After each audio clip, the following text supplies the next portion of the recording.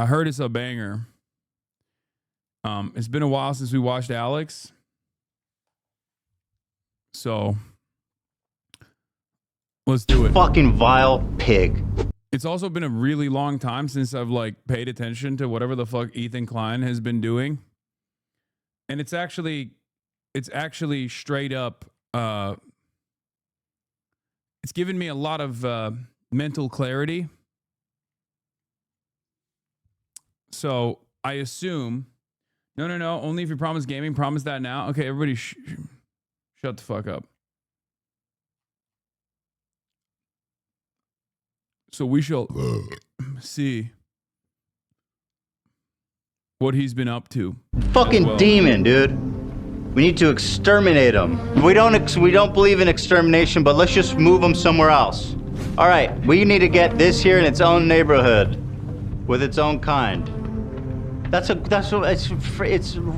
Yeah, I saw on TikTok after years of saying gambling is cancer, and then he would never take a gambling sponsorship. I heard he took a gambling sponsorship, but that's. I mean, he's dropped all of his fucking principles across the board. You know, it's just not. I think at this point, it's so Jover. No one in his fandom gives a shit, and I think he's realized that no one in his fandom gives a shit.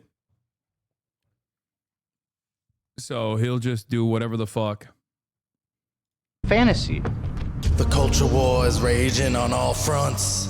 Foot soldiers, fresh off the assembly line, strike the hot iron of the battlefield in droves, inoculated with the pounding drums of war. It's going to war, you know what it is, guys. It's fucking straight up the front lines. I'm going to the front today to fight for the Jewish people. Trapped in a never-ending battle against anyone brave. Yeah, that's one of the funniest bars, by the way, that he like presented himself as like this brave soldier fighting anti-Semitism on the internet by attacking some of the most prominent anti-Zionists who aren't anti-Semitic, while collaborating with people who very openly are anti-Semitic. And not a single person was like, this doesn't make sense. Enough to fight back. The architect of the culture war sits safe and tucked away from the horrors of the front lines, with endless resources and endless rage for the world that he created. But maybe, just maybe, we can turn back the clock. Maybe this time, we can actually stop Judgment Day from happening once and for all. Face the force powering all the hate and shut it down for good. It's the only way to bring about change to the chaos of war. Some people think that change is impossible. And maybe they're right. Because if I know one thing, it's that culture war never changes.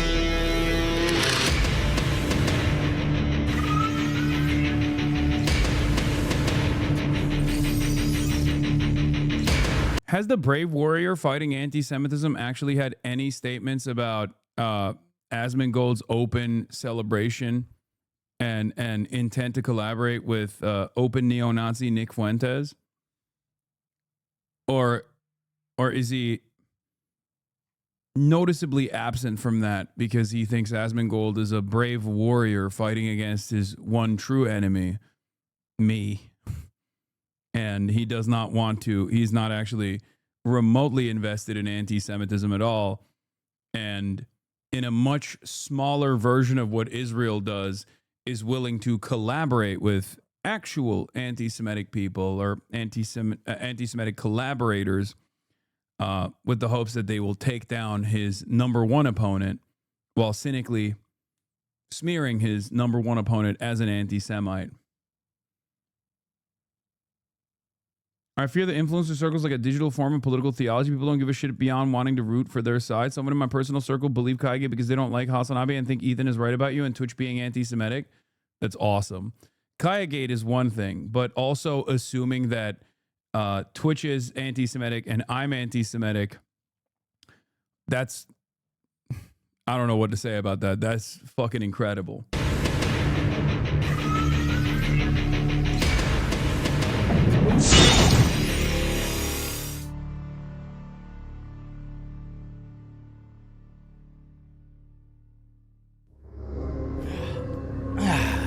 Let me tell you guys a story.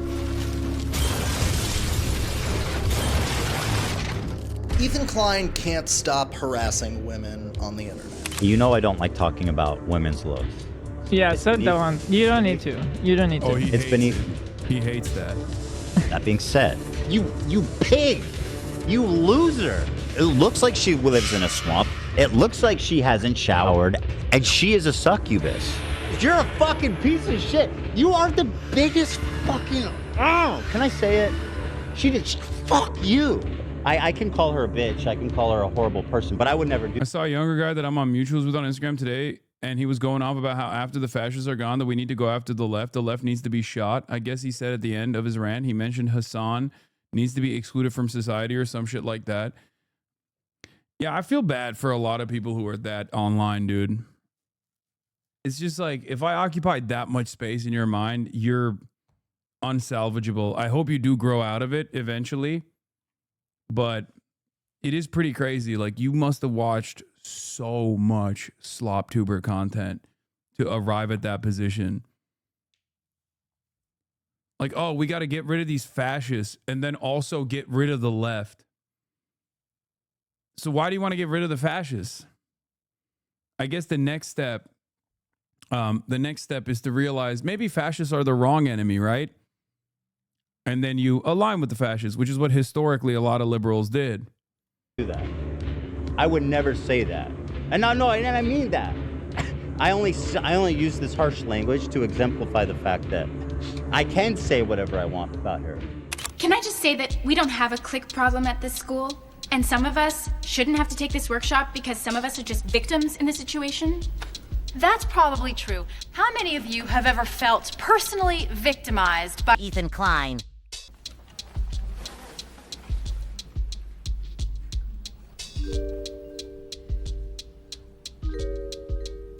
Whether he's victimizing himself about anti-Semitism or those dreaded snarkers, Ethan has spent the last 2 years honing his blade of victimhood and using it to strike down any woman who dares to criticize. This is this is an anti-Semitic blade. Oh no, he's signaling.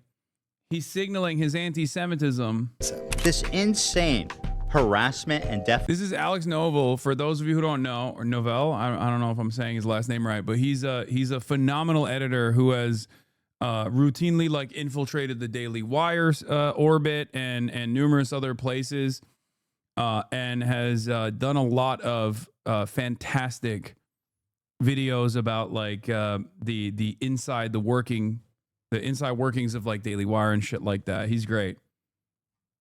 defamation campaign that you've been sucked into. Swastika Tana. And while you are trying to be this fair arbiter of truth and research, you are repeating straight up fucking lies as part of a anti-Semitic hate campaign. And I'm not saying she is yet. You may. And you're saying swastika hilt should not make me feel uncomfortable. No, you're insane. And what, 3 million people watched that, and nobody who supports him thought that that was a little fucking nuts, a little fucked up to tell that? It's just like, these people don't give a fuck. It makes it's kind of disillusioning where it's like, do these people care about this at all, about anyone? Yeah, see, the biggest problem here is that Ethan Klein thinks that people not liking him is the most anti-Semitic thing. If for Israel, the peak of anti-Semitism is not actual anti-Semitism, but simply being against the state of Israel existing as an ethno-state. For Ethan Klein, the peak of anti-Semitism isn't like Holocaust denial or whatever. It's actually hurting Ethan Klein's feelings. Okay? Everything begins and ends with Ethan Klein's feelings, which, of course, because of his mental state, being in a state of disrepair, has worsened overall, and the window for things that hurt Ethan Klein's feelings has gotten larger and larger in the process. That blade of victimhood cuts both ways, as both his YouTube channels are bleeding subscribers. The H3 podcast, Ethan's main channel, has lost almost 400,000 subscribers since January of 2024, making them one of the fastest shrinking communities on the platform. Let's be real. Let's call a spade a spade. The views are down. We'll get them back. These are people that I wanted to shed anyway, let's be real. I knew what I was doing when I got into this. But the views are down, the members are down, the revenue's down. And Ethan's coughing. Listen to him. He's like Tiny Tim, man. Dude. He's like Tiny Tim over here. But Ethan Klein will not go down without a fight. When he's not going scorched earth on his former friends and colleagues, Ethan Klein spends his time fighting multiple court battles and rage texting anyone who disagrees with him. I was actually lucky enough to be on the receiving end of some incredibly paranoid Ethan Klein rage texts that I've taken the artistic liberty of bringing to life with a dramatic reenactment. In this dramatic reenactment, the part of Ethan Klein will be played by Michael Jackson. Hope mediation went well yesterday. Let me know if you think today will work better for you or if tomorrow is better. I know you have a show today, so no worries if you need to postpone. I'm around all day today and tomorrow. Meditation ended up taking like 13 hours. No worries, we can talk tomorrow. The next day. How's today looking for you? Do you have a problem with Taylor Lorenz infrequently retweeting the account called Ethan's Attic, whose sole purpose is to lambast my declining mental health? Why? Wait. Why is this? What? Why is that something that he just came in hot with? How much does this shit occupy his mind, dude? What the fuck? That just came out of left field for no reason. That what? You think it's okay to target someone's mental health as a partisan attack? I retweeted him for sharing my video. I'm a small creator. Retweets do not equal endorsements. Oh, okay. All my accounts are public. It's not a gotcha that I've interacted with these folks before. Here is a post that you retweeted. That jacket is fitting because Ethan Klein is now just a locale. Do you think I'm a locale? I think he has always been kind of this way. So I have been watching H3 since the beginning.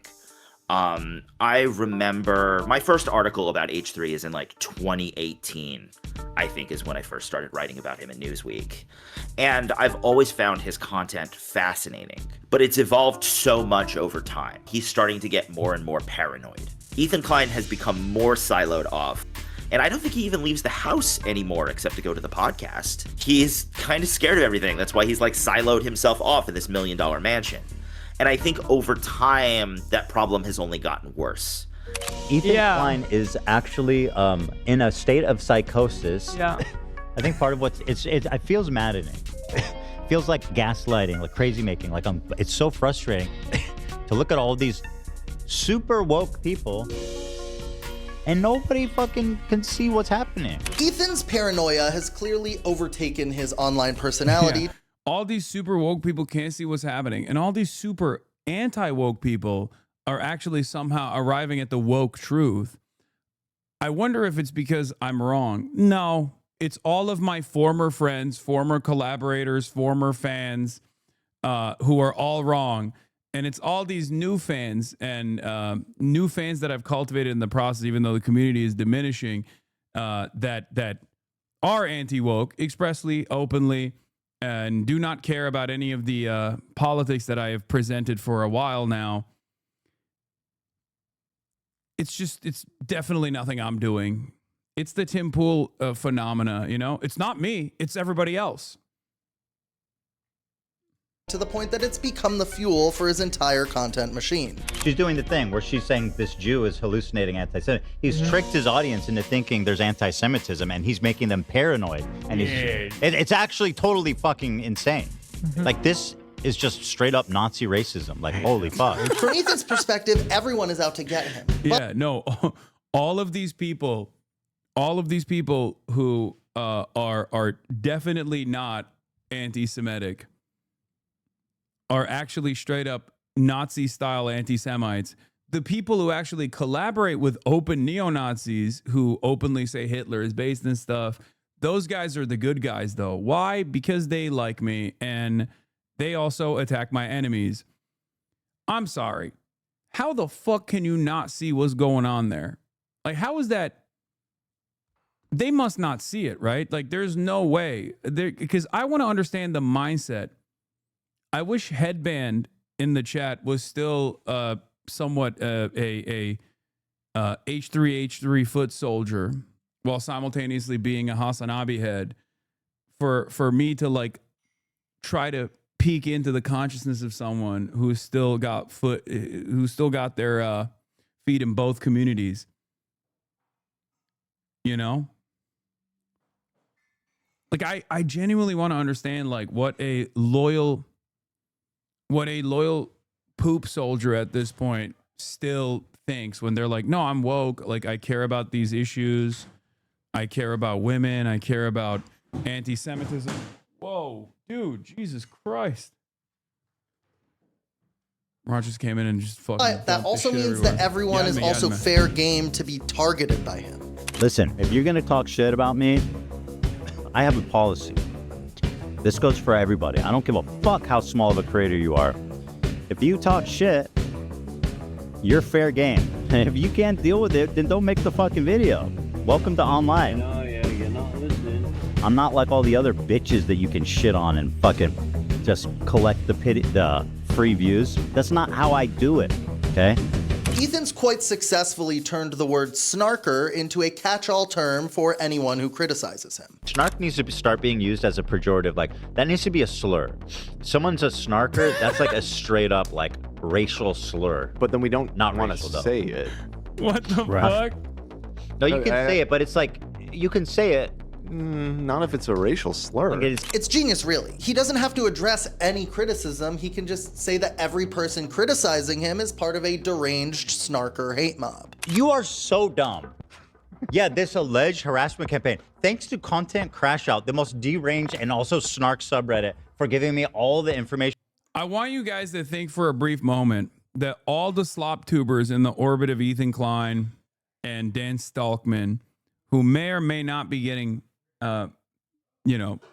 paid by either of these guys, or at least like are farming revenue off of these guys, how would they behave if I did 10% of what Ethan did on whether it be like consistently attacking smaller content creators, actively calling them like bitches, and refusing to entertain any sort of valid criticism that's coming from former fans and former collaborators, former friends.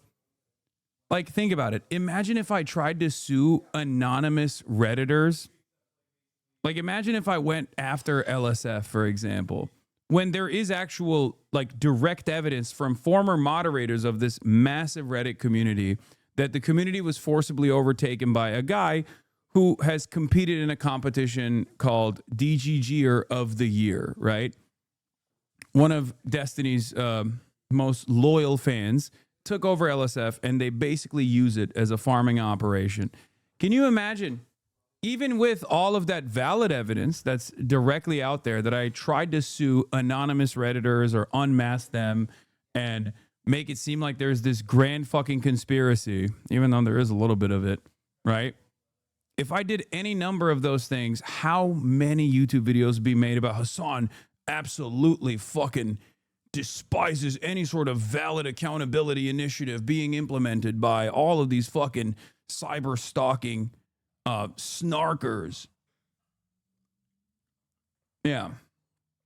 Imagine if I did that. Imagine if I what else?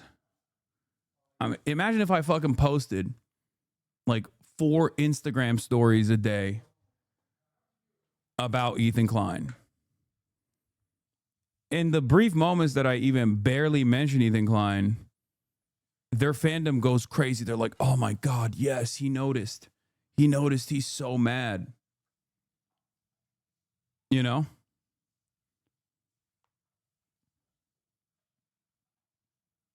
It's crazy. I ever needed about Ethan. It didn't invite speculation. Yeah, I sued Boner Box openly in an effort to financially put him underwater, and I basically found like a copyright reason to do so, right?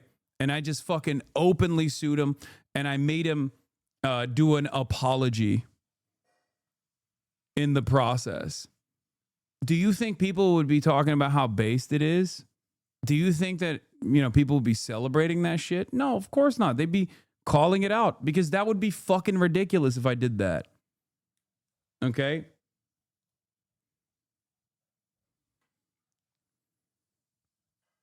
My coworkers watch Kino Casino a lot, and they swear the situation is the complete opposite. Like, you're constantly losing in court to this guy, and you're like the only one losing followers and prominence. What the fuck is Kino Casino? Wait, what? I'm in constant legal trouble with Ethan Klein? That's what they're saying? I don't even know what that is.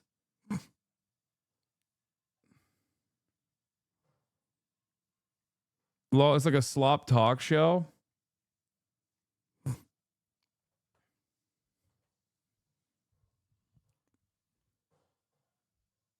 They're a right-wing Nazi podcast? I don't know.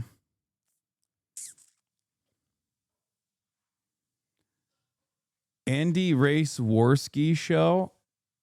Wait, I don't get it. Aren't those guys like anti-Semitic? They packed up. They were like, you know what? We're hanging up the Jew hatred for a little bit.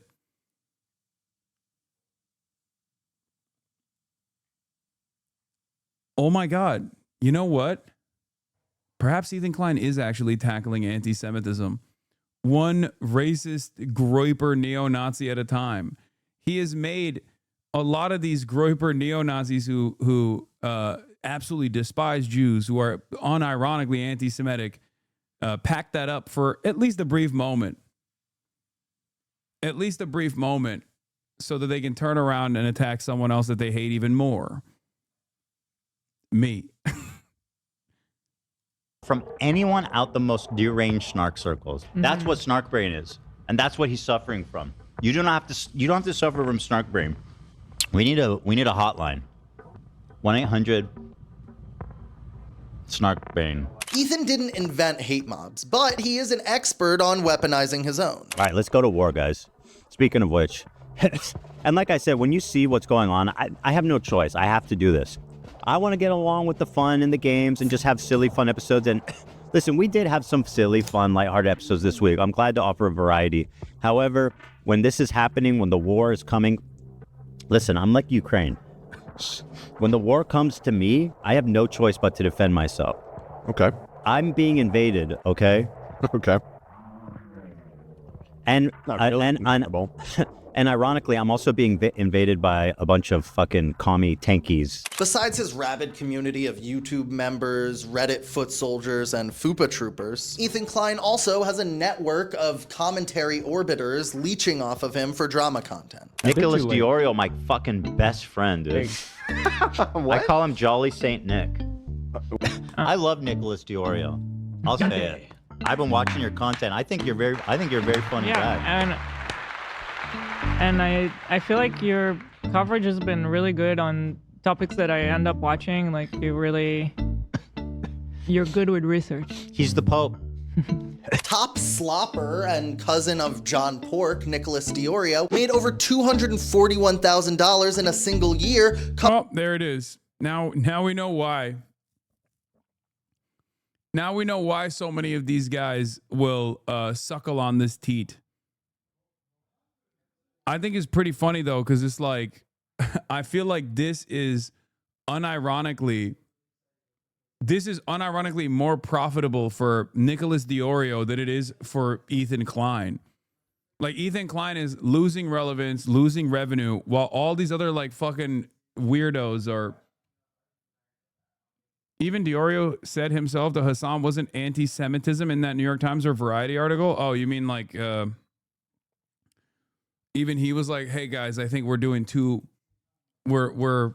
our slop has gotten too low effort. Like, we need to be more intelligent about the way that we do fuck Hasan pose. Is that what it is? I respect that.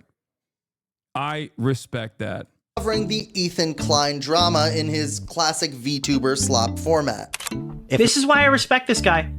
He stands on fucking business. That's what he's doing right now. It could have been so easy to just maintain a friendship with Hasan and just flow through, cashing in the money from these fucking freaks. But instead, he's doing this, and I respect him endlessly for it. For years, Ethan's content was about goofing on people. But if you tune into the H3 podcast today, Ethan is just using his show as a platform to destroy his enemies. And who does he choose to destroy? Well, lately, it's almost exclusively women. Ethan Klein claims he will never be done harassing iDubbbz and his wife, and he said, that's not what I said. And if that is what I said, if I did say that, then you guys still deserve it. And by the way... Oh, okay. That's the definition of a local cow. Someone that doesn't realize that they're the butt of the joke and they literally just create an environment where everyone else benefits from the content. You mean the lol cow, not a local cow. A lol cow is a cow that you milk for the lulls. Not a local cow, chatter. There are definitely a lot of people, I think, who egg him on, though. And, like, I would say DGG definitely is, like, a great example of this, where they, like, infiltrated his community, egged him on over and over again because he's so easy to pull the strings on, and redirected that against their number one op, their number one enemy, me. But I do suspect that, given that Sex Destiny's content is primarily political, or I don't know if he still does content or if he does political content at all or not, but it becomes a lot more difficult to defend him in general. So they have to like latch on like a parasitic force to another person who hasn't been as tarnished. But then in the process, that person's reputation takes a major hit too. So then they have to move on to the next thing. But the ultimate goal is to like a cancer spread far and wide.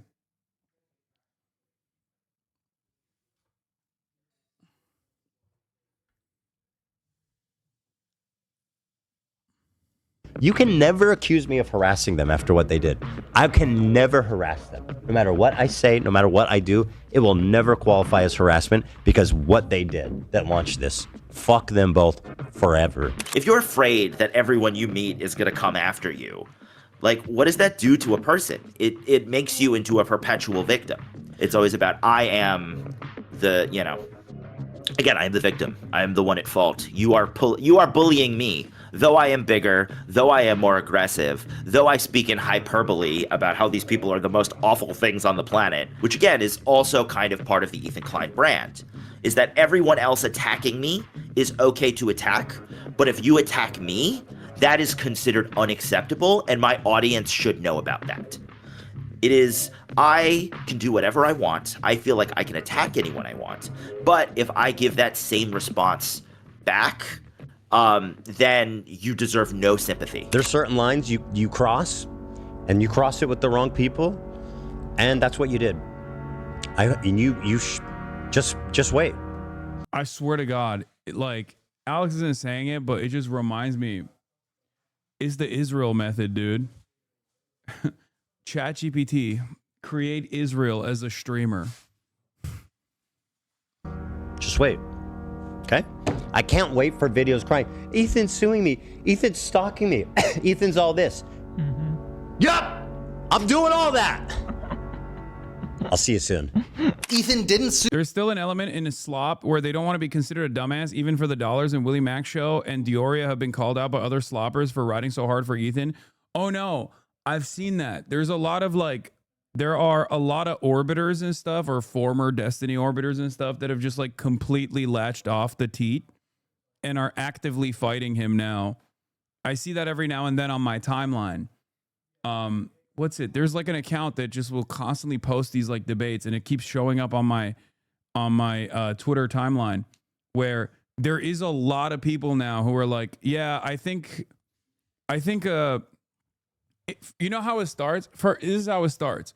First, someone will say, I fucking hate Hasan, but these guys are even worse, I think. And then slowly but surely they lean into it, and then and I don't even do anything. I don't talk to these guys. I don't know these guys at all. I've never conversed with these guys, right? But slowly but surely they'll be like, they start realizing once that fucking first string is pulled, I swear to God, slowly but surely they start going, okay, you know what? Maybe Hasan wasn't wrong at all. And these guys were just simply presenting him as wrong all the time. There's currently a war waging amongst some of the former sloppers, you know, there's a level of quality assurance that must exist in the slop tuber space, and some people have been realizing slowly but surely that like a big chunk of this was just geared by you know, negative priming through clips and algorithmic boosting. It's interesting. To XQC, who he previously accused of being a content thief. No, you still are a content thief, in my opinion. Take it back. No, why would I take it back? Because if you're gonna reel it back and say, I just said that wasn't a good analytical point. I still think you're a content thief. He went for women in the commentary space, smaller creators that he could bury in legal fees and bully into hostage-style apologies. There's so many people, in my opinion, that owe me an apology that I'm honestly not. I'm not complaining about any of the ones I get. Ethan Klein's long-running struggle with his ingrained misogyny has gotten him into a few controversies over the years. But nowadays, his show has morphed into almost exclusively misogynistic rants about women who have criticized his rhetoric. Yeah, and I'm not here to criticize anyone's I'm not either, but like and stuff. as a parent. But like, if you're gonna get on camera like this, like, how dare you sit there and moralize and theorize? What the fuck is wrong with? Wait, what? Wait, what was what's the problem? I'm not either, but like and stuff. as a parent. But like, if you're gonna get on camera like this, what is the issue? Whoa, that is so loud. That's a crazy line of attack. What's the issue?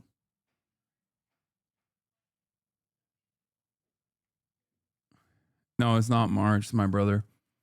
There's a lot of movement in the background.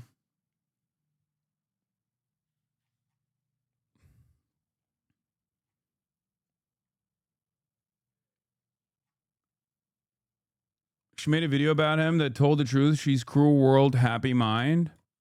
like, how dare you sit there and moralize and theorize and LARP like a fucking mental health professional of any kind? You don't know anything. I have to admit, I slipped up the other day. Kinda is. I called Taylor Lorenz the I dealer. love it. No, but she is. But I do regret saying that. I don't like using the You dealer have to, real- but like on a you woman. reserve it for the special case. But yeah, sometimes it really. As far as other male content creators, I feel like I've come a long way in terms of like not using that word in a misogynistic way, right? I almost phase it out entirely. I can call her a bitch, I can call her a horrible person, but I would never. I think Alex is not respecting the growth, okay? You know who's respecting it? Ethnic Santa. He's dancing. That's brave. Why aren't you guys clapping? He's lowered the amount of times that he calls women bitches when he hates them, okay? Do that. Denims is a dumb fucking bitch. She's a fucking bitch. Okay, maybe I spoke too soon. Never mind. I apologize. That was... Maybe he hasn't stopped doing that. My mistake. Fans, I couldn't help but the whole time feel like... Shut up, bitch! The way that I felt... Hey, Rock. You know what? Standing up for the Rock. He's right. Throwback right there. Wow. She really is. She really is a Nazi B-word.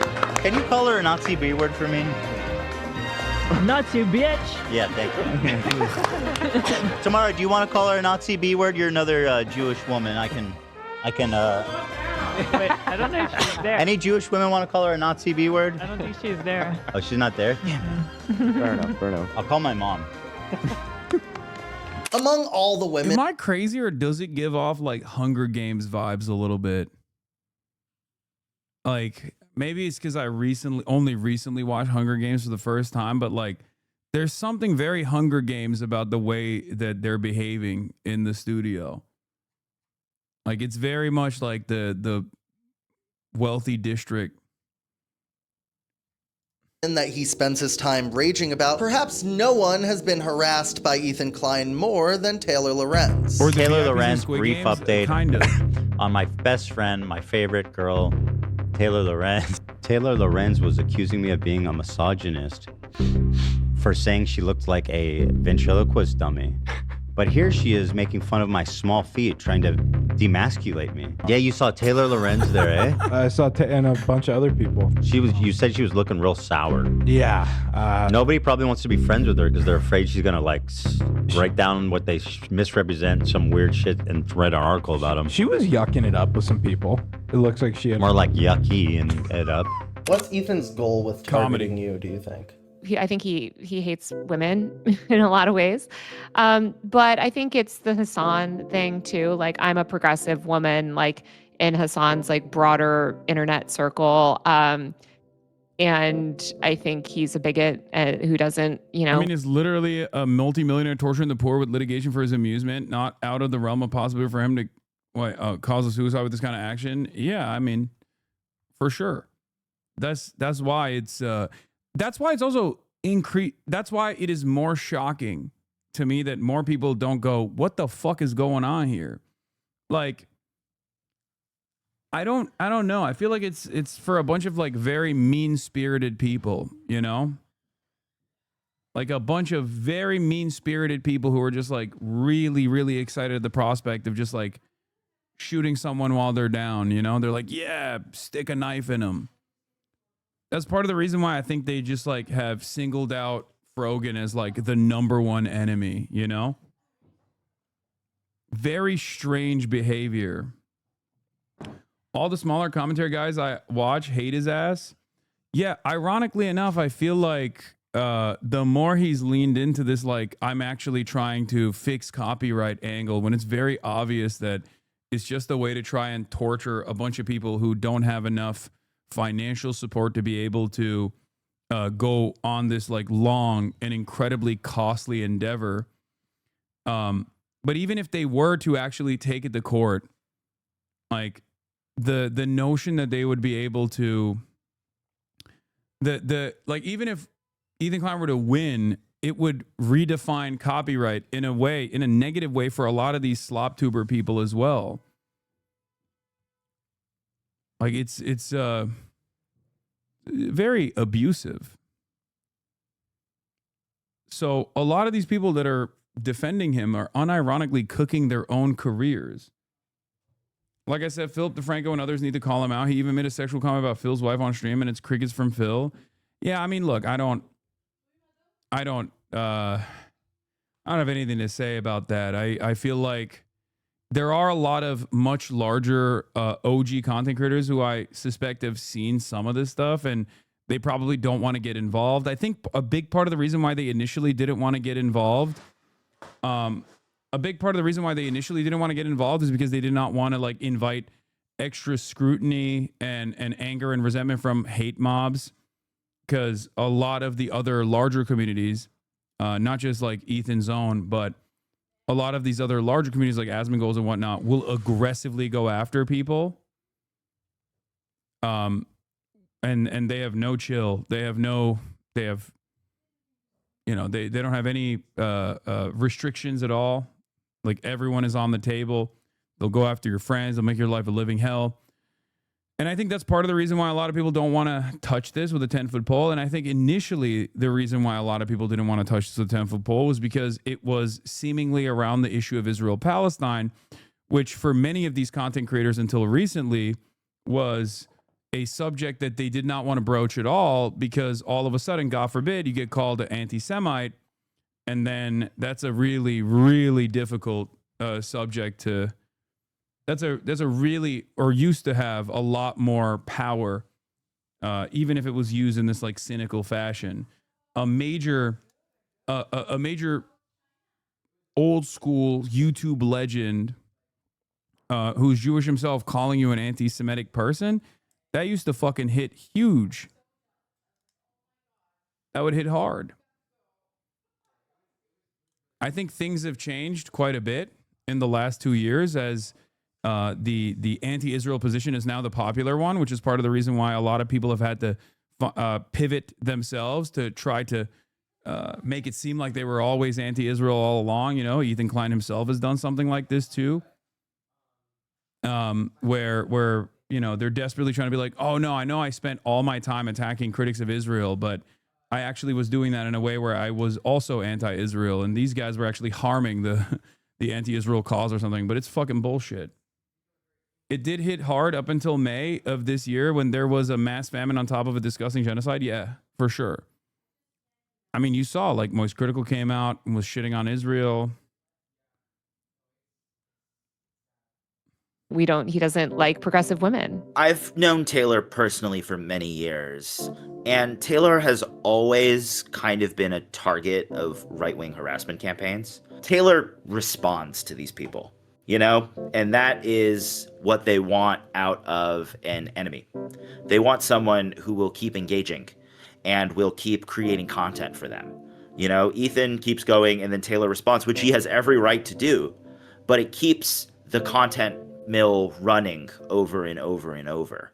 I think when it comes to like Ethan's, you know, Ethan definitely, I believe, you know, having spoken to a lot of the women he's gone after, he definitely goes after women a lot. Like it's undeniable at this point. Ethan Klein's obsession with Taylor Lorenz runs deep. Between the hundreds of Instagram stories and podcast callouts, it's clear that Ethan Klein is using his platform to try to destroy Taylor's professional reputation. Taylor, you are a propagandist scumbag. This is not reporting, this is hackery. Oh, Taylor. Oh shit. Taylor, okay, I wasn't prepared for this. Thanks so much for chatting with me. I'll be totally honest with you. I don't respect your reporting. Yeah, and don't I believe don't your think eyes. you're honest. Believe actual journalism. Is that you? Thanks so much for chatting with me. Taylor, not if you're a hack. Not if you're a hack. Yep. Bro, this is fun. Hey, listen. Politics aside, I think we can all agree this is banger comedy, okay? This is now when I think of legalized comedy, I think of Ethan Klein and whatever he's trying to do here. Yeah, it's hard. It's hard for me to hold back tears from how much I'm laughing, which is crazy because it is supposed to be. It is literally supposed to be a comedy podcast.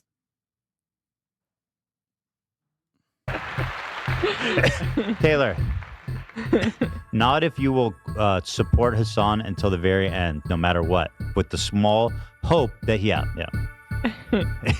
that if you're the last woman on earth, maybe he'll sleep with you. Not if that's all true. Go ahead. Go ahead. Not if that's. Thanks so much for chatting with me. Okay. Yeah. Yeah. Women are incapable of making up their own minds and making their own decisions. They must have a sexual desire behind why they believe certain things. You know, why they advocate for certain things. I think one of the craziest aspects of all of this is that there are still like some poop soldiers that are of the female variety. There are women in that community, and that's so shocking to me. But then again, I remember how much of the shade room style T channels are actually perpetuating misogyny, internalized misogyny to an audience that has a lot of internalized misogyny itself, that they just can't see themselves. Even if a lot of these women have been victim to similar types of misogyny, stalkerish behavior, obsessive behavior like this from men, they can't understand that like they're engaging and participating in a similar thing that they've themselves been victim to when it's a ordained enemy of their favorite podcast, I guess.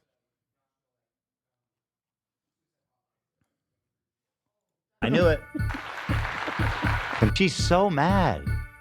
And I just can't get over the fact that like Taylor Lorenz keeps lecturing our community, which is majority female, on how much I'm dangerous to women. Guess what? I have bad news for you, Alex. Thank you for Women the are 50 deeply big misogynistic. bones. This is what I'm talking about. What do you think? And Snark open Rep- presents, thank you for the 100 gifted subs. What's ironic is Taylor Lorenz kind of the type of person that used to love H3, a journalist who covers online discourse and drama.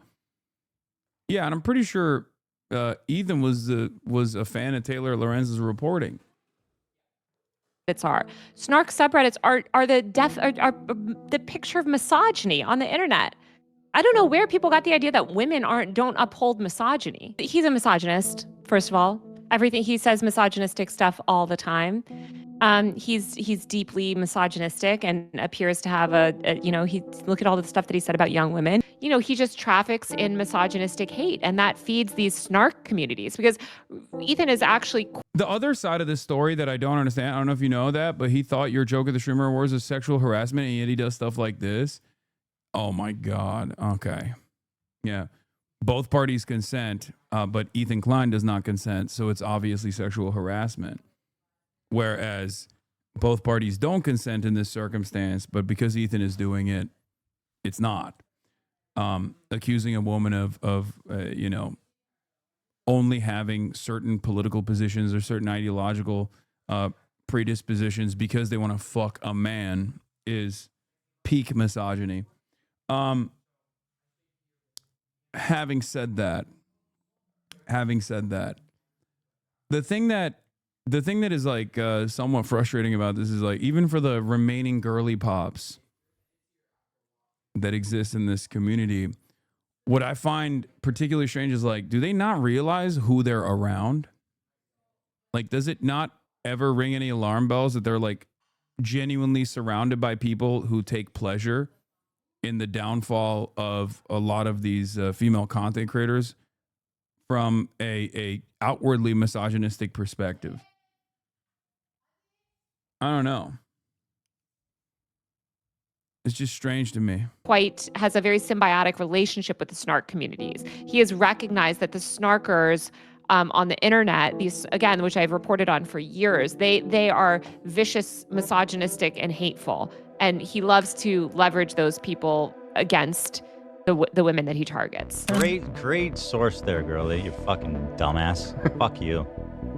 The HD podcast. Actually, fuck you. Like, fuck. Is also so mean and so ugly and mean-spirited, You. Fuck you. After releasing a video about Ethan Klein on her own YouTube channel, YouTuber Cruel World Happy Mind was invited on the H3 podcast for what she thought would be a good faith conversation. Little did she know, Ethan and his whole crew had prepared an entire docket of debate-style questions for her. First of all, thanks for calling. Nice to meet you virtually. Yeah. I appreciate it a lot.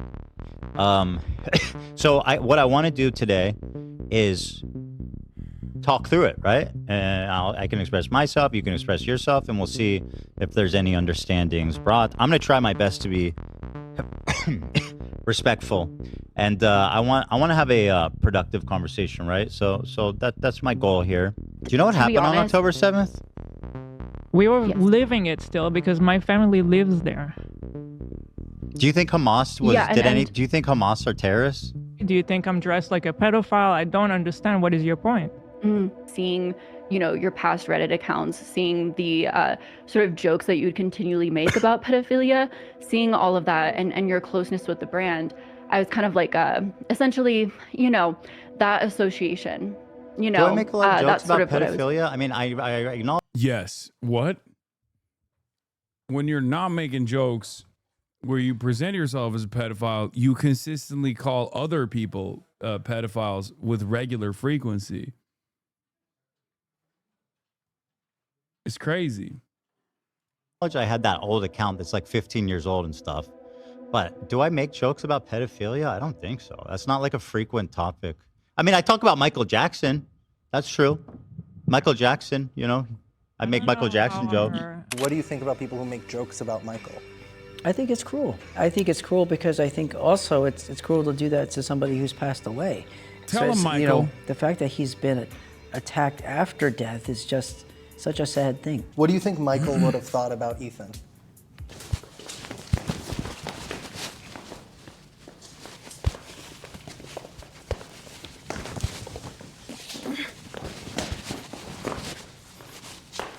I'm ready to get started whenever you are, so. No, I'm not done yet.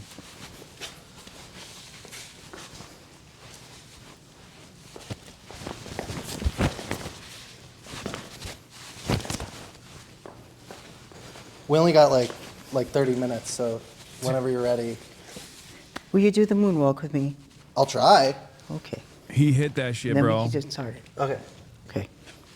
So you're gonna go up on the right toe. You slide the left back. It's not bad, actually. Tell me, why did you share this post from Froggy Tonic encouraging people to insult me in real life? Sorry, I mean, who has? Not that you shared a post of him doing this. Do you think I deserve violence in some physical response? Again, dude, I've been covering this story and chatting with the individuals involved. How would you suggest I go about getting these people to speak frankly about this situation? I don't think you deserve violence or anguish for internet drama, but you realize I'm also Jewish and have faced anti-Semitism online before, right? I did not know you were Jewish. I'm sorry. Condolences.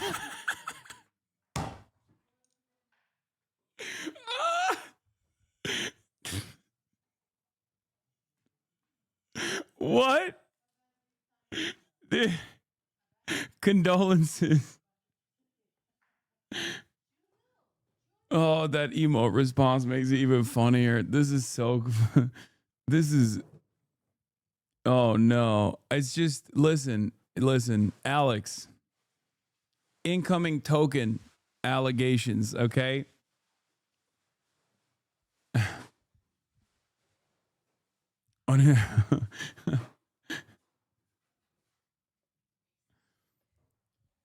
Just wait. I should have been like smarter going about it. If I was told like, hey, we're sitting down for a debate, I would have like maybe gone about it differently. But it was like, hey, we're gonna have a conversation here. Like let's have a kind conversation. And then it's like rephrased as like this is the debate. But the live ambush from Ethan was just the beginning of the harassment towards Cruel World Happy Mind. She and her partner began to receive tons of threatening messages from riled up H3 fans. My husband got like one of the most intense messages that we got sent, where someone sent him a message saying that they're going to show up at our house, break my jaw, or they called us like a Nazi, our Nazi family. They were going to show up at our house, break my jaw, break my child's jaw. Like that, and like, yeah, I forget what else they've said, but like that was like the gist. That man, Attorney General of the state of Virginia, he hit the what's his face line, dude. I mean, it's really fucked up, for sure. Attorney General of the state of Virginia, Jay Jones. Also, what's great name? Ne oluyor? Neye haberim var? Ya burada niye konuşuyorsunuz? Neyse peki. Okay. Who wrote that? Help? Are you joking? Yes, I'm joking. The Attorney General of the state of Virginia, Jay Jones, did write a text message similar to that about a Republican's Nazi children. It's also weird because they're like, oh, I want to combat what I suspect is anti-Semitism because they hurt my favorite podcaster's feelings. But then they're just like so easy to threaten to, beat the shit out of people's children and even call the dude the F slur. The message. And so Ethan had sent me a message after he did that whole podcast and said that I should come back on his show, that he wants me to come back on his show. And so the only thing I responded is just sending him like this screenshot because I was like curious, like, and then someone just said they're going to show up at our house and break our jaws. Like, what are you going to say? And all he responds is that's just a snarker. That's not our audience. That's a snarker. That's not our audience. And then he says, you're victimizing. That absolutely is his audience, by the way. That's the biggest bullshit. As someone who is the recipient of messages like that with regular frequency, there's definitely a lot of people in his audience that operate exactly like that. So when he says that's a snarker, he's not wrong. It's just like he doesn't realize that he is the king of snark. And his audience is comprised entirely of snarkers. Yourself. By the way, my community doesn't harass people. That's not true. Let me explain to you absolutely, provably, empirically true. Do you want to hear my perspective, or do you want to fucking just keep playing clips that your production team put together? Ethan's not even really a commentator anymore. He's a CEO, a capital owner, and his product is drama. I really miss the time when we could produce fun segments without having to sensationalize or clickbait it and just upload it and knowing people were going to enjoy it. I think the only way they'll push it is if it's like hyper specified to you, which is why super specific like drama stuff tends to do the best. Ethan has long said that he models the H3 podcast after the Howard Stern show. But Ethan's ignoring a big difference here. Howard Stern had bosses. Howard Stern had limits set by people that were above him. Ethan Klein answers to no one, and that's part of the problem. How the fuck are you supposed to grow a business and, you know, participate in this space? I feel like serial rapists and murderers get treated the same way. Like I know people that worked on somebody like James Charles' shoot, and they're treating me the same way. When you have no guardrails, no one to tell you, hey, maybe don't rage text that guy, or maybe suing that small creator is a bad look, you end up here, isolated in a mansion, surrounded by yes men, and convinced the whole world is out to get you while you bleed subscribers by the hundreds of thousands. I don't talk about this because it's painful and I don't want people to know.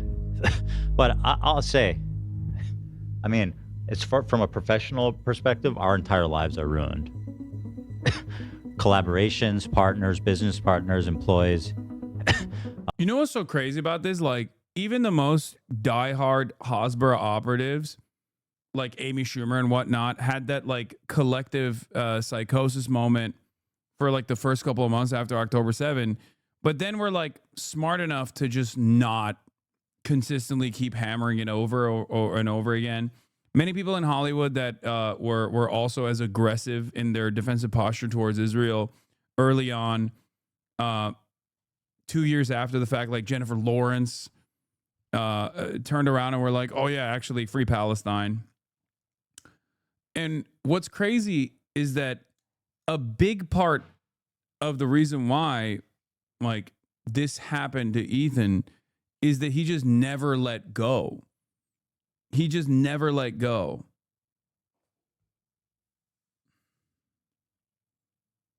That's it. Like he in some ways, I think he's like moved at least beyond like calling everybody an anti-Semite for criticizing the big, beautiful, diverse state of Israel, the most moral nation on the planet. But that stink is still there, you know?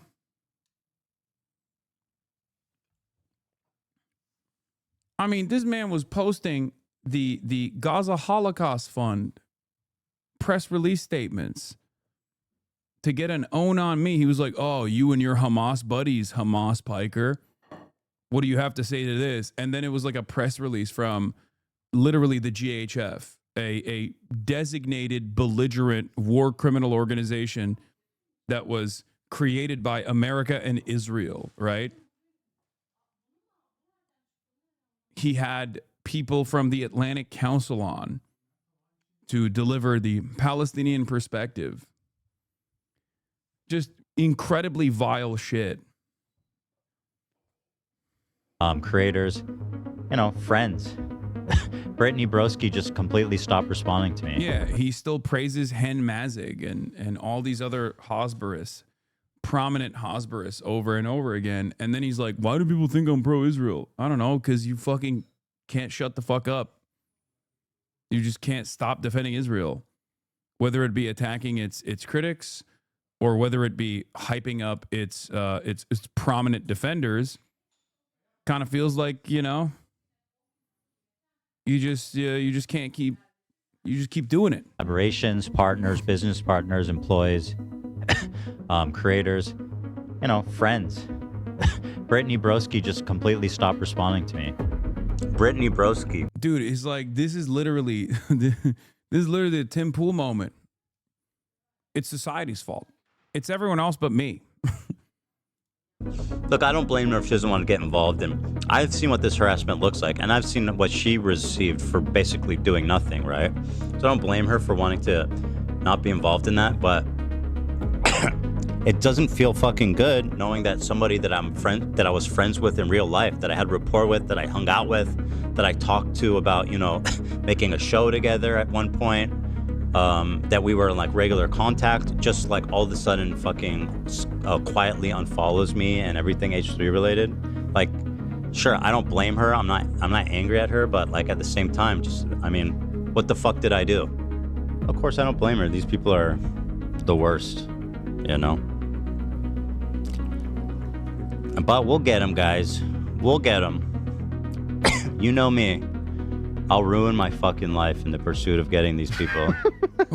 Ethan Klein is involved in a number of frivolous lawsuits right now that he claims are due to infringements on his copyright. I've really resented this narrative from Hasan and all of these people in orbit who say their lawsuits are frivolous. When you spend a second to look into it, it's clearly not frivolous. Yeah, the 300 mentions of me in a copyright suit definitely doesn't invite suspicion at all on what the true ambitions behind this lawsuit was,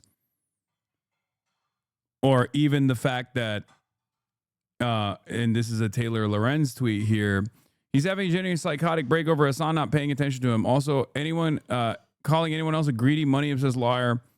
In undisputable fact, Hasan has never reached out to help Casey Tron despite implying he would. And to my knowledge, he has not reached out to help the other two. Any one of them could immediately disprove me, including Hasan. There is no legal disadvantage in doing so. Your socialist king is a greedy, money-obsessed liar. Sorry. Meanwhile, Vadim is so broke, he wears the same shirt every day, and I bet he even was able to donate. Yeah. Everyone else in the community pitched in. Some who likely couldn't afford it, but did it anyway, while Hasan, who was worth many millions, did not give a dime. Y'all got to rationalize that one. Now, what's really interesting about this is, as I said back then, and I will repeat once again, whether I do or do not help any of these people, you will never know about it. Okay? I'm just going to repeat that one more time. Okay? That's number one. Bet your ass. Secondly, what's so insane about this is like, help these people out financially. You're ruining their lives. You can help these people out financially by dropping the fucking lawsuit. The fuck? What do you mean? Like, you are the one who is putting them through financial ruin. Do people just not realize that, or what's going on here? Where it's like, well, I sued these people and Hasan is not giving them money directly so that it can transfer into my bank account. Like, that's desperately what he wants. He wants a W in this situation and somehow wants to tie it back to me, even though they reacted to a YouTube video that is mostly just clips of fucking me. The fuck? You make a YouTube video, you don't get the response you want out of the YouTube video, then you decide, oh, actually, I'm going to use this to trap people in a legal bind. Then you literally trap people in a legal bind. You make their life a living hell. You torment them. You try to make content out of it. And you're like, why aren't you not giving them money that will inevitably land in my pocket? It doesn't make any sense. You could save them from the legal trouble by dropping the lawsuits. You know? You could do that. It's so clear that Ethan was ultimately just trying to financially punish Hasan by attacking Casey Frogan, etc. And Hasan rightfully didn't take the bait. Ethan had no other options and is now crashing out. Exactly. That's why it's like really interesting when people will try to do that thing where they're like, well, Casey called you out by name in the apology video. In the apology video, Casey Tron called you out by name for not helping you out. Yeah, she also apologized to Asmongold. I wonder if those were things that she was forced to do because of this financially ruinous, frivolous litigation. No, I guess nobody with less than 2 brain cells will ever know, I guess, whether or not this was something she was forced into doing, which, for the record, at the time I said this, and I will repeat it, whatever. whatever gets you out of this insane legal trouble by a wealthy person who is manic, who is insane, has openly and repeatedly stated that they will ruin their own platform, they will ruin their own career, they will put their own workers in financial struggle, specifically to abuse what fraction of power they have to bully people and place them under mountainous paperwork with frivolous litigation. Whatever gets you out of that is A-okay.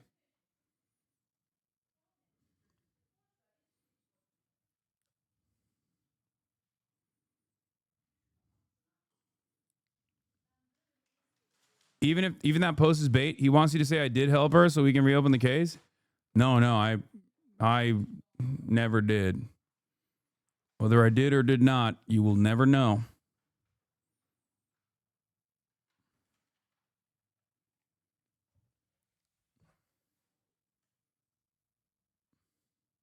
Yeah, remember when he said, unless I give $75,000 to all of the lawsuits that he had launched, he was going to sue Sean the Black randomly. What a hero. What a honest legal pursuit this is. What a hero Ethan Klein is. And they keep rehashing the same dumb arguments like, oh, if it wasn't for this, why aren't you suing Asmongold? Dude, I said it in the video. I said it a million times over every time. It's because not the same thing. They willfully and maliciously copyright infringe. Yeah. In actuality, Ethan's lawsuits are a tool to scare and silence his critics. A tactic that Ethan Klein learned the hard way after being scared and silenced himself by film industry mogul and former Harvey Weinstein lookalike Ryan Kavanaugh. Ryan Kavanaugh was probably one of the last, real powerful men that he went after. Look what happened with that. Casey Tron had to do a similar form of public humiliation that he did with the Ryan Kavanaugh lawsuit. To Ryan Kavanaugh, I want to offer my sincere and unreserved apology. At the time, I was led to believe you were behind a particular copyright lawsuit. Acting on that belief, I went on and attacked you publicly and persistently. In doing so, I failed to consider the personal impact of my actions. And I lost sight of the basic respect every person deserves, regardless of any dispute. That hit its home. Because of the attention I placed on you, I know that you and your family became the target of harassment and hate. And truly, none of them deserved any of that. The hurt that, was caused by my actions is something I take full responsibility for, and I am truly sorry for that. With this apology and with full respect, I ask that anybody who may have been acting on my behalf directly or indirectly stop immediately. Ryan and his family and his associates should be left alone now for good. Ethan spent what some called the best years of the H3 podcast fighting a legal battle against Ryan Kavanaugh over what was initially a copyright infringement lawsuit that then spiraled into multiple defamation cases. I'm just going to type Ryan Kavanaugh, and I'm not going to, but I'll say this. He does resemble Harvey Weinstein physically, and that's all I'll say about that. If you Google... I think for most of his career, and myself included in this, we didn't really... Many people understood what was going on here, but at least for myself, I wasn't very familiar with what Ethan was doing. And the random things that I did know was that he was the Vape Nation guy, and then he had gone after, Keemstar, and apparently he was going after this rich billionaire guy. I don't give a fuck about Ryan Kavanaugh, and for that reason, I think the unlimited torrent of harassment that he subjected the people he was going after to went unnoticed because it was against people who were very destructive themselves and far more consequential than even Ethan was at the time. So that's how he got away with it. And I think when he started looking for new targets, specifically people like myself, especially on an issue like Israel-Palestine, that's when people were like, hold up, the fuck are you doing?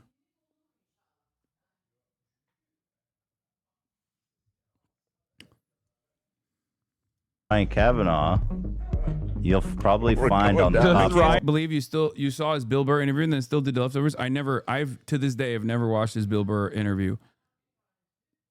I've never watched his podcast before this. I didn't know anything about like frenemies or whatever. I still don't know that much about Trisha Paytas. I think you guys have a lot more information about this stuff than I do, and you assume that I have the same level of knowledge. I don't. And Kavanaugh looked like HarveyWeinstein.com. What the fuck? You know that's my website, right? That's so stupid. We made that website to help the public. He was a much happier person back then, too, by the way. Months ago, those lawsuits finally settled, with Ethan on the considerable losing end, having to deliver a public apology to Ryan Kavanaugh on his podcast, as well as censor all of the previous mentions of him on his show. I'm not accusing Ryan Kavanaugh, the guy who's suing me from Chiller, of sexual impropriety. I just think they look similar. That's all. You know, just to make that clear. Having to remove the best years of your videos and apologize to someone who financially wrecked you for what's probably hundreds of thousands of dollars has to inflict some form of psychological trauma and damage on you. But for Ethan, settling with Ryan Kavanaugh was just a necessary evil so he could pursue his righteous cause of suing women who reacted to his YouTube video. The whole point of these lawsuits for me has been activism from the start. That's the primary purpose of this. And so when I hear that she's kind of learned how to be more mindful with the way she interacts with copyrighted or other people's property, then I think that's a big one for both of us. I think that's a huge dub. If you have a problem, activist of the century, with what I'm saying, talk about that. Also, why are you literally lying and defaming the dude who's like suing everybody talking shit right now? Like, people are not learning. They will not learn. They don't believe me still or something. I'm suing 3 people. This is not the end of it. One of his lawsuits against Casey Tron just settled and ended with Casey Tron delivering a somber public apology. Gee, I wonder where they learned that trick. I want to begin by stating I take responsibility for infringing the content nuke. The lawsuit was not frivolous. When I said the lawsuit was frivolous and based on misogyny, it was to garner sympathy, protect my own reputation, and retaliate against the Kleins. You know what? I should just let it play for you guys, right? And we can go back and enjoy certain moments of it. Or, I mean, not enjoy, because certainly that's not the right word to say. But no, I mean, not enjoy. Ooh, enjoy. It's just so... Like, it's not like this is I mean, this is a very obvious maslip moment, but I mean, the entire thing is fucking nutty. It's just, I don't know. I just don't understand like how people derive satisfaction from someone who is objectively behaving in this evil way. Like, how do you watch a movie and ride for the villain, you know? To appreciate. You know, Casey Tron on multiple occasions has said that that's a 40-year-old man, by the way. That's the other felt thing. that she couldn't afford to do it because she is taking care of, you know, multiple family members who cannot work. And Ethan Klein doing that, knowing that situation, and instead forcing her to release some sort of hostage-style apology, just kind of makes the whole situation look incredibly, you know, gross. It's clear that Ethan's We're not missing Trump. We're gonna watch Donald Trump at 6 p.m. when he goes live at 6 p.m. goal here is not to establish some kind of new precedent for copyright law. It's just to inflict the same trauma and public embarrassment that he received from Ryan Kavanaugh onto his own enemies, who are, again, mostly women creators who have smaller subscriber counts than him. Ethan has kind of used that, you know, these women did this, you know, copyright abuse in his mind as kind of like a way to shoo off any of the criticisms of misogyny. To the lawsuit stuff. Now, people are scrambling to draw defense up for the indefensible. There is basically 3 people making the most damning confessions on video. There is no way to honestly defend these people. But I predicted what would happen, and of course, it's exactly what's happening. The refrains are attacking women, attacking small creators, silencing Pro-Palestine silencing voices. criticism, targeting I pro. mean, yeah, all of that is true. That's objectively what has taken place. Yeah. Just right on it, dude. Palestine voices, etc., etc. Ethan's audience also knows that he's going through some kind of extended crash out because they try to inflict the same trauma and psychic damage onto whoever Ethan tells them is the enemy of the week. What Ethan's audience doesn't fully understand when trying to do this type of harassment is that by trying to give the snarkers a taste of their own medicine, they've become addicted to the formula of gaslighting and public harassment, just like the snark communities do. Harassment podcast. Yeah, that's what the H stands for. Again, there's another snarking talking point. Sounds like such a Karen. People outside of the snarking community don't use certain lines of attack. Like calling our podcast a harassing, what do you call it? A Harassment podcast. A harassment podcast it's nobody outside snark says that. It's just an insanely dumb, totally random attack. Bro is still trying to unmask the Reddit mods. His crazy behavior. Yeah.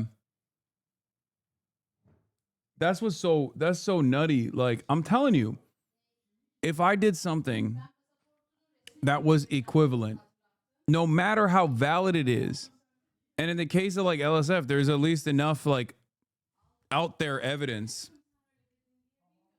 people would go crazy. People would be like, oh, dude, I can't believe Hasan is doing this. What a piece of shit. All this stuff. Like, there would be endless amounts of content. I know for a fucking fact Moist Critical will make a video about it.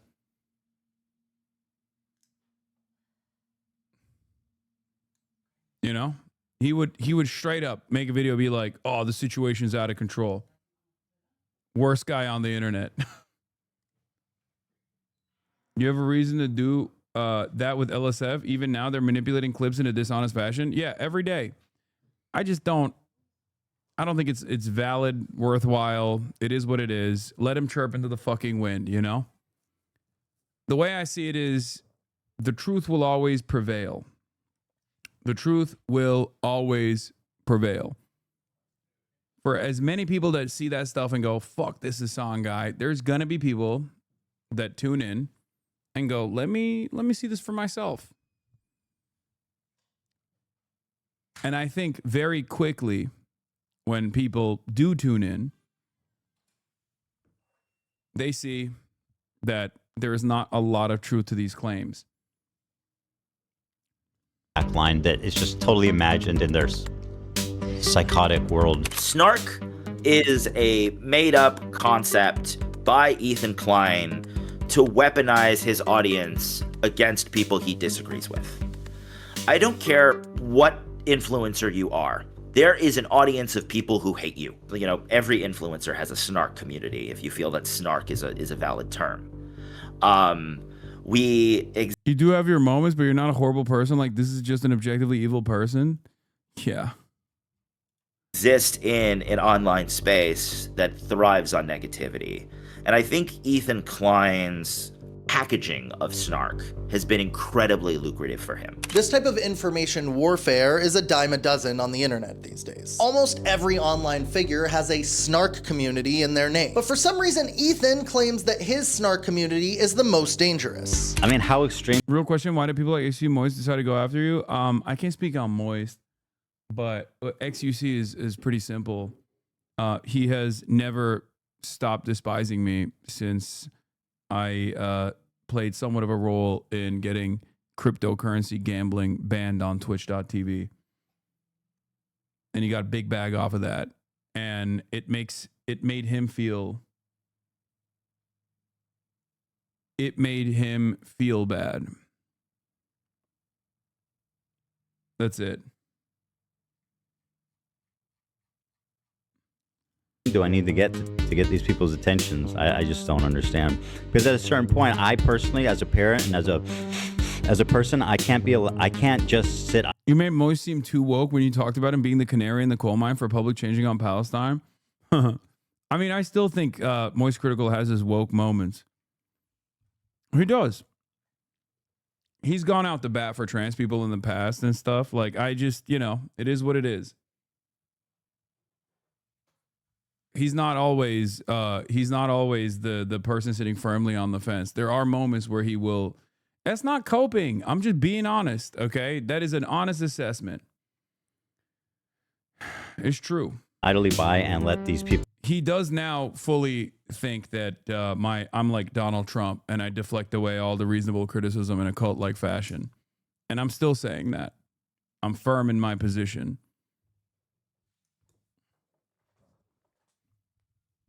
Just like I say all the time that he has a tendency to go for bottom of the barrel commentary slop shit that will be easy to farm without actually looking into it or anything like that. Something about like Pokemon or whatever, you know what I mean?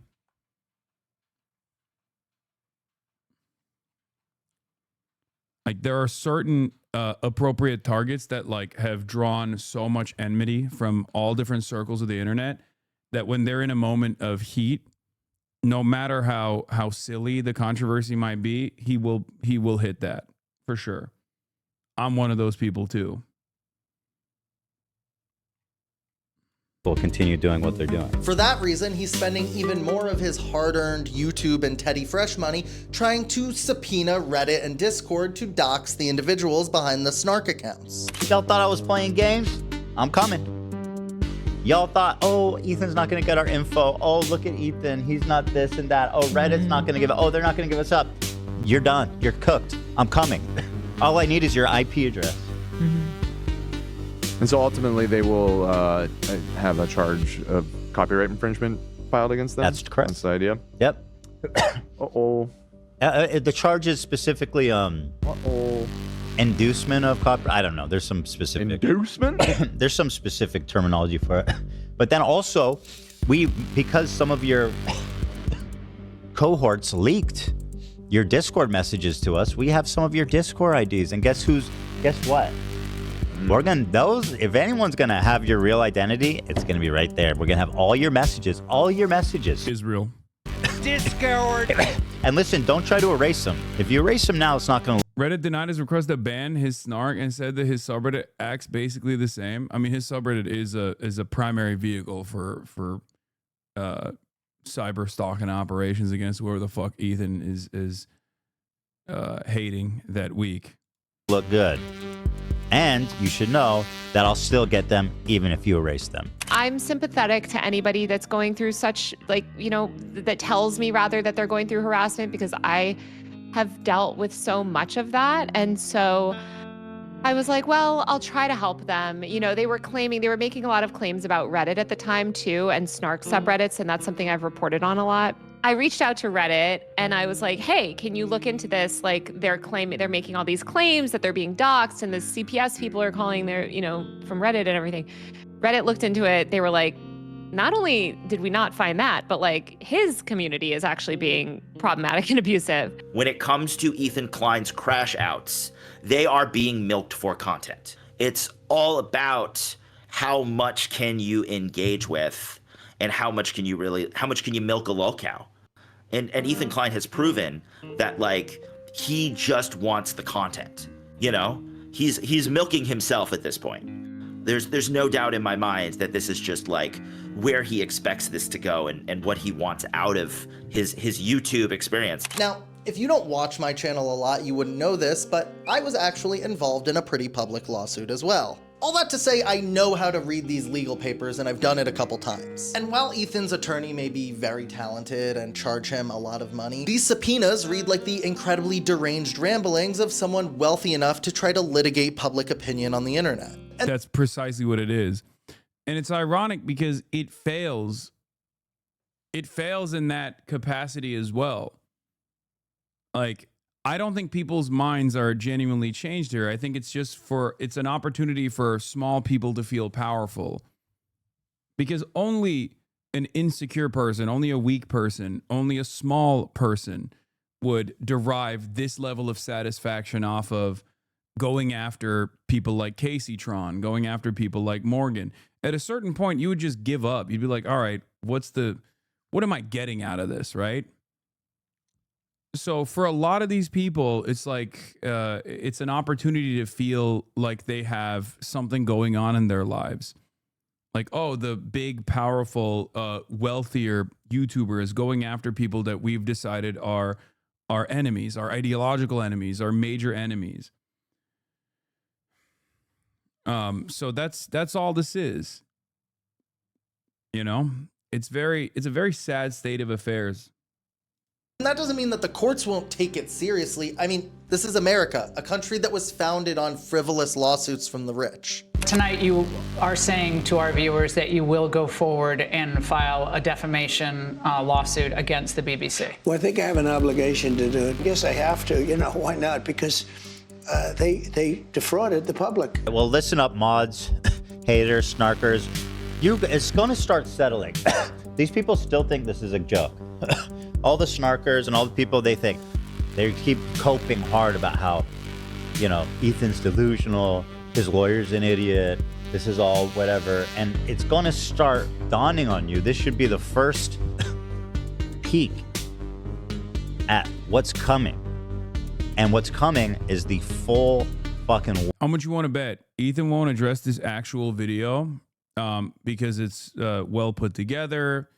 It's from a male content creator. He won't watch this in full at all.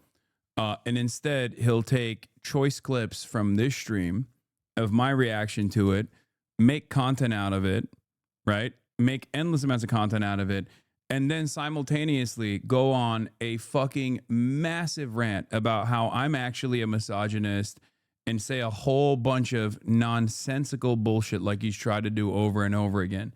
Be like, because anytime he's under any fucking scrutiny whatsoever, he always hits the no, but Hasan.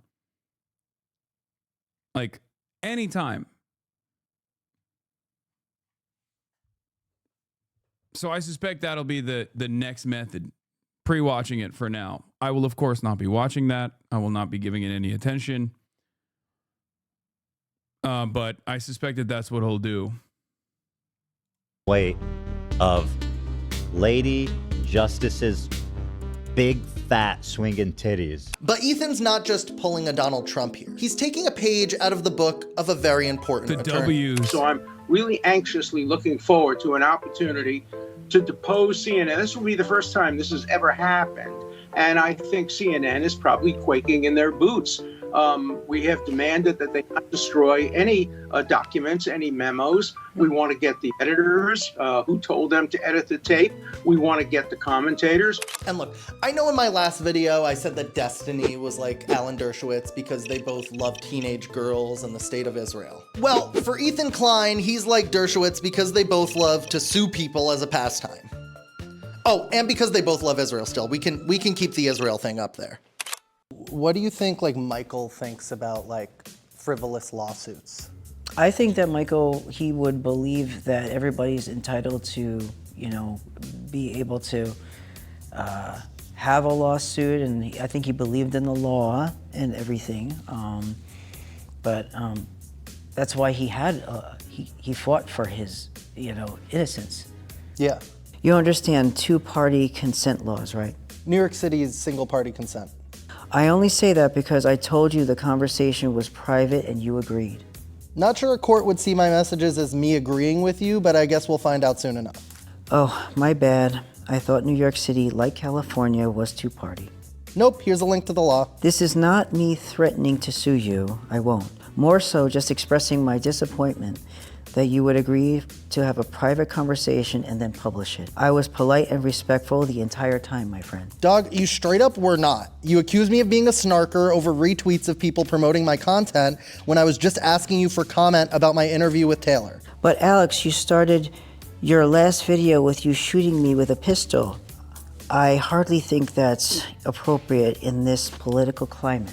It's clearly a Terminator issue T-1000 liquid metal disguising itself as you to make a metaphor for warring online communities. I saw someone with a gun shooting at me. You think that's okay considering the rise of political... Dude, what the fuck? You literally nuked me.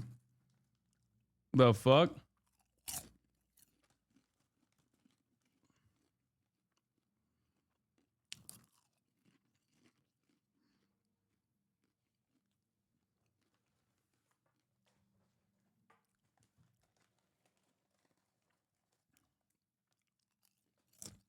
Oh, my bad.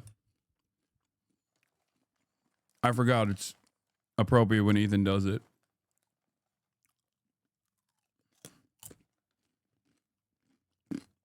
Assassinations? Well, you're not going to like the new video either then. I've got a whole factory of T-1000 Ethans. Please do not include imagery of me being shot. I would never and have never done that.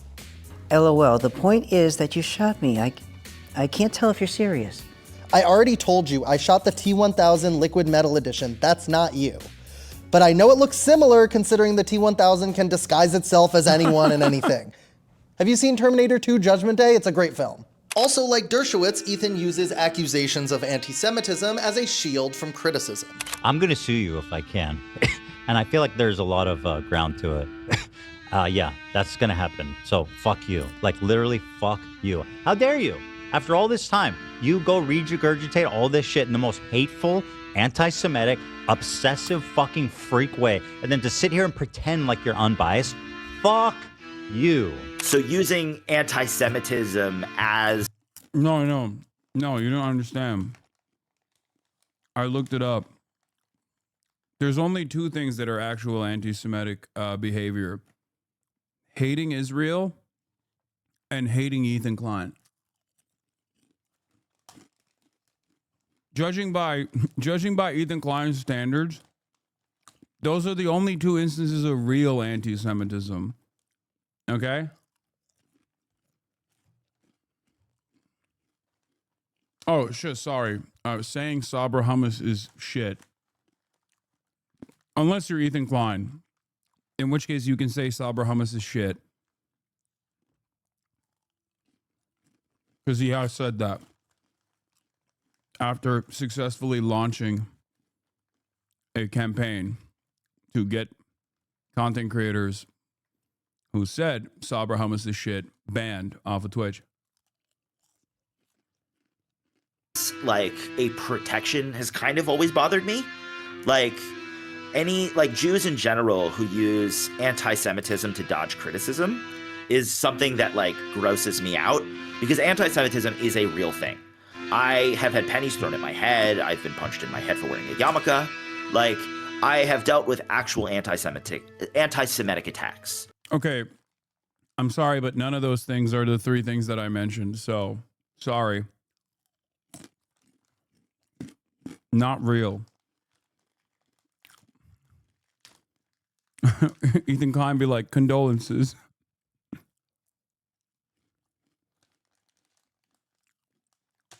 Only after, I suspect, he will call both of the people involved in this interview token Jews, as he likes to say, and do, with even the likes of Sam Cedar. That was so crazy. So claiming that me thinking that Ethan Klein, his video, the Casey Tron video is, it's kind of, upsetting and it feels like the lawsuit was kind of just, this was the goal. That's not anti-Semitic. Using anti-Semitism as a crutch is just something that makes me feel icky. And Ethan Klein has definitely used that as a way to kind of like push away criticism. Ethan has even gone as far as partnering with radical Zionist Dan Saltman on a long-term sponsorship for the H3 podcast. We are going to watch this. That's where the relationship with money kind of comes in, is that Dan Saltman pays for this sort of stuff and allows him also to, again, be kind of introduced to H3's community as part of the brand. The weirdest part of the brand where Ethan says horrible things and needs to cut out before they're live. You guys may have noticed we got a button sponsor. Look at it. Oh wait, my glasses. Redact.dev, guys. They are our button sponsor. Basically, they've got a pre-roll. Whenever I hit the button, you'll see some Redact stuff now. It's a dream partnership. It just makes sense. Dream People like to partnership. call me like an ultra Zionist, genocidal maniac, and in my mind, I think the Jews should have gotten half of Germany. I think that would have been the fair thing to have in that situation. So it's just but these people. Wait a minute. I don't even disagree. Okay, same. Can't believe we're in agreement. Fair is fair. What the fuck?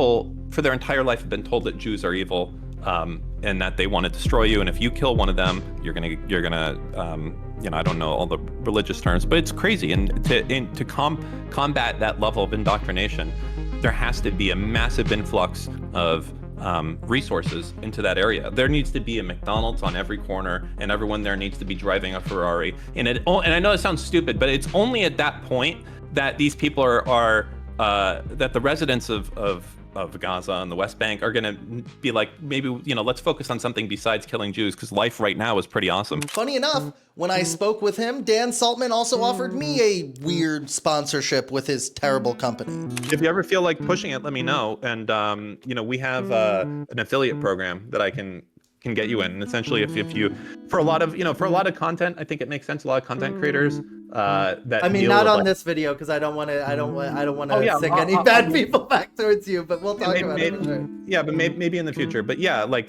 if you're dealing, I mean, it sounds like you do stuff like, this is what this guy said in the past. That's like always the perfect segue into like, don't want to be the next subject of my video? Use redact.dev and make sure you clean up all of your DMs on Discord, Twitter, Reddit, etc. So, but let me know. No rush. Aside from business, Dan Saltman and Ethan Klein also share an extreme hatred for Hasan Piker and a vested interest in getting him deplatformed from the streaming platform Twitch. Twitch continues to allow him to spread terrorist propaganda with impunity, without even seemingly a warning. Just a full-on endorsement of this terrorist organization right here on Twitch. Now, I don't know if you remember, but basically this is what caused the apocalypse on YouTube, is that ads were showing up next to ISIS videos. Ethan Klein's obsession with Hasan Piker was the first thing ads showing up next to my videos is the same as ads showing up next to ISIS videos. That started his decline in views and subscribers. His casual viewers lost interest and moved on to other things, while his core audience became more loyal and radicalized. I saw a Reddit post on Art Tanky the deprogram about how you're not a part of the left-wing pipeline anymore. I'm not posting a link because I don't want to get banned. Is this another optics issue? I lab you. Please don't ban me. Yeah, it's true. I'm no longer a part of the left-wing pipeline.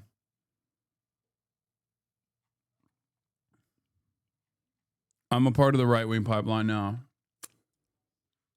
Our audience was extremely supportive and kind. Yeah.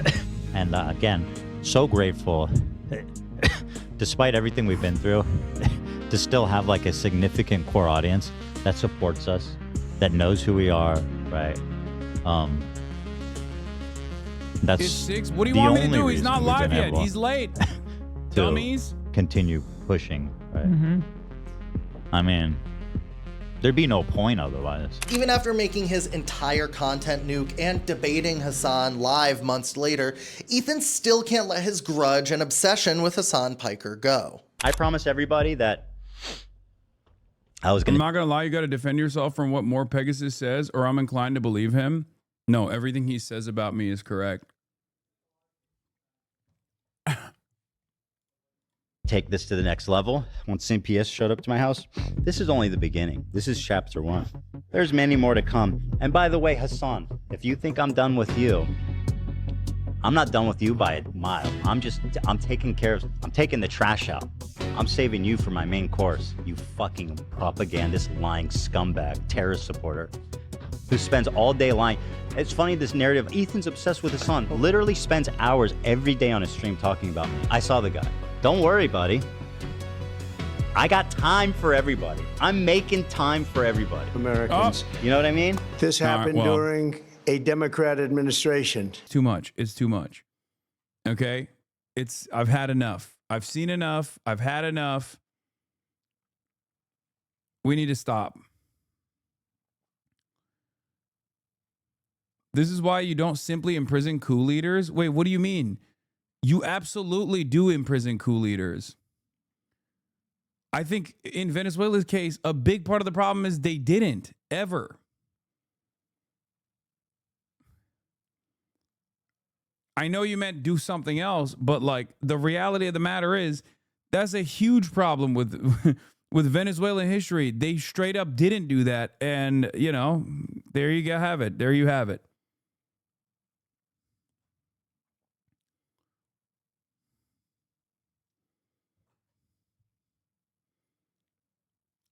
Anyway, did you see admin put a Halloween party as a other achievement? I love that.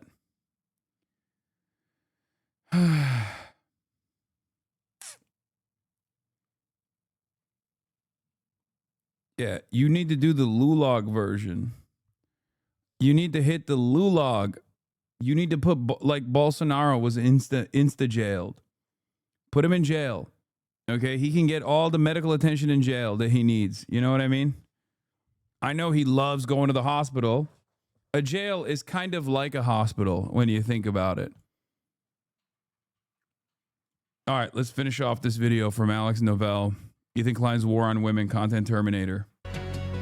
And I'm just that kind of guy. The world is wide enough for all of us. Hamilton.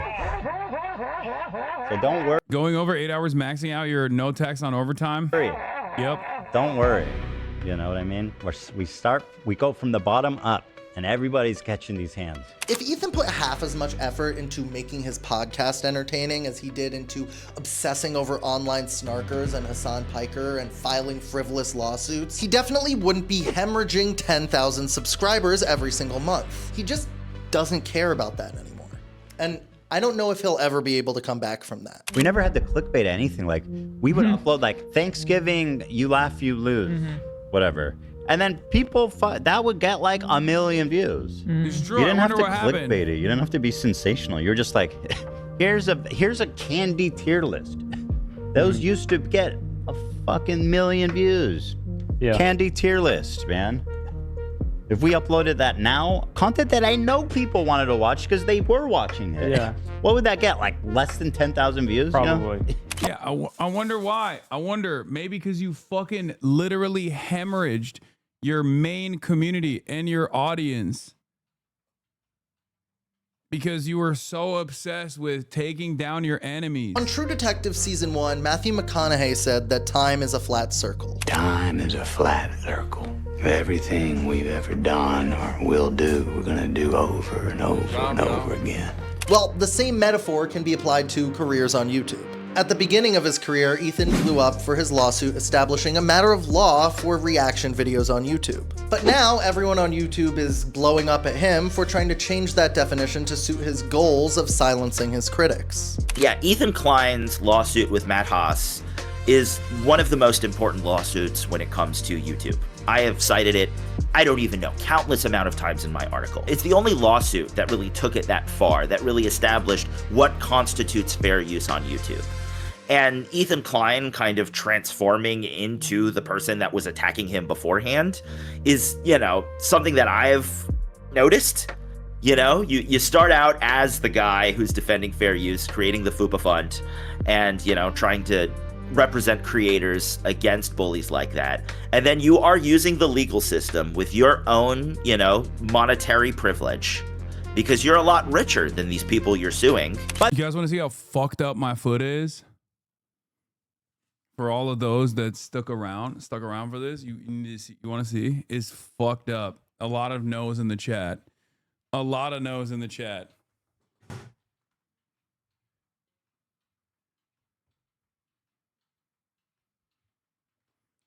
It's literally, you can't really fully tell, but it's like swollen all the way up to my fucking toes, dude. I just took it off the cast. That's why it looks weird. But there's also purple on this side too. Look at this.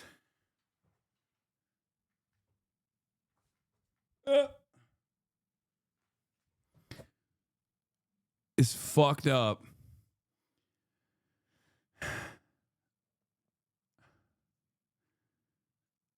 Closer to the camera. The wiki feet score dropped 2 points. Okay, I don't care.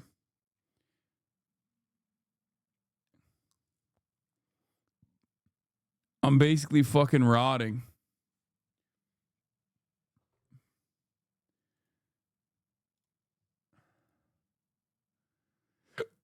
What did you do to it? I rolled my ankle so hard that it basically fucked my entire ankle up. the way, my favorite part about this is like, you guys can shitpost on Twitter all you want, but this is an actual lawsuit and it's happening and it's coming and you're going to have to argue in front of a judge and this shit is not going to work, right? It's not going to work. That's the best part about this. You guys are fucking screaming into the wind. In many ways, Ethan Klein has become just like Both feet? No, that's 1 foot. It's just my left foot. all the guys that he used to fight so hard against when he was younger and less wealthy. Matt Haas. I did go to the hospital. Chatters. I went and I got an x-ray. I did it all. Okay, calm down.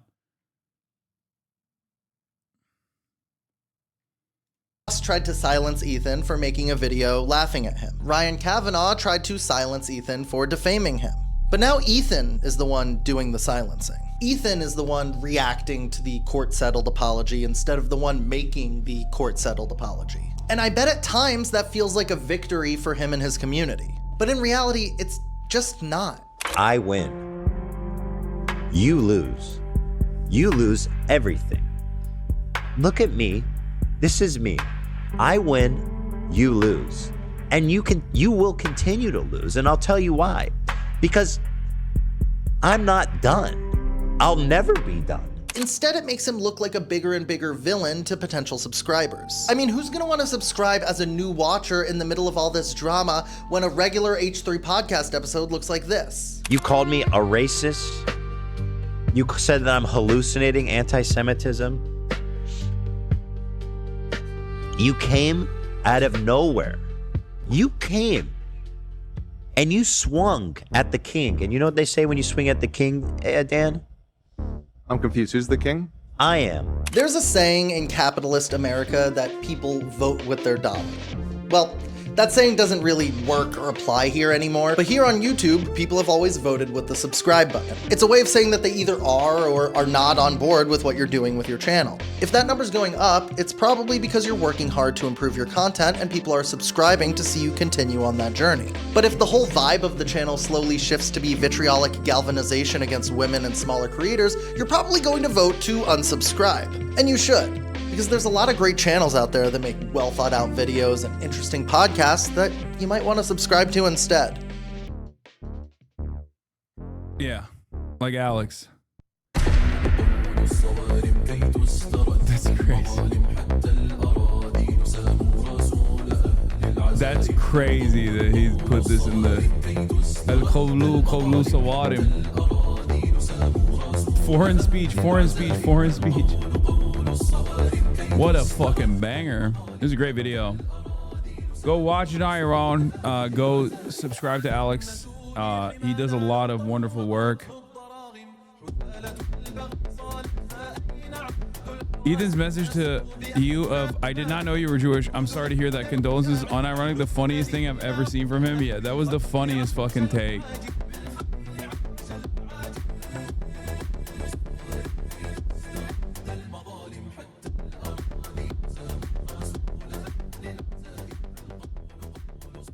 The song is called El Kolu Sawarim.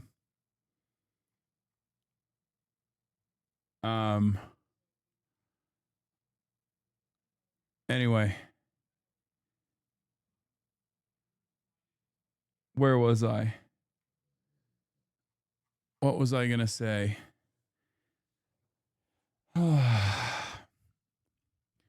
Chatters is 8 hours, okay? Gaming is not happening right now. Don't be crazy. Go take